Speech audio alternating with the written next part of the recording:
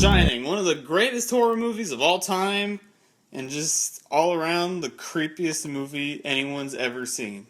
Jack Torrance takes his family to this hotel that he's been paid to look after for the winter while he writes his novel.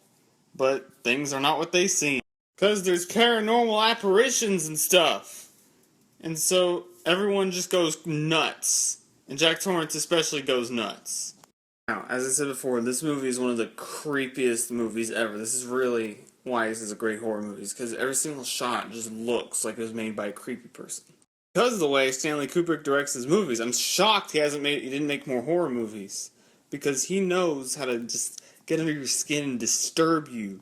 And at the same time, he knows how to shock and hypnotize you into just staring at his movie with this sense of this movie has all importance. All the crypticness and vagueness that's in the movie just makes it all that much more engaging to watch. The way it cuts to like people's faces and stuff, it just works because it's just the creepiest thing ever. Because like this cut to this weird thing staring at you. You cut back to someone who's scared and everything is just like, you can't help but shiver because it's just that creepy. Jack Nicholson is the lead in this, and he's great. He creeps us out. He's got that stare down. He does everything perfect for this movie. The kid that plays Danny Lloyd, that kid is phenomenal in this movie, and his face creeps me out too. That's what's great. He'll be both engaging enough and make us care about him enough to really like get into everything, but he's also able to creep us out and disturb us.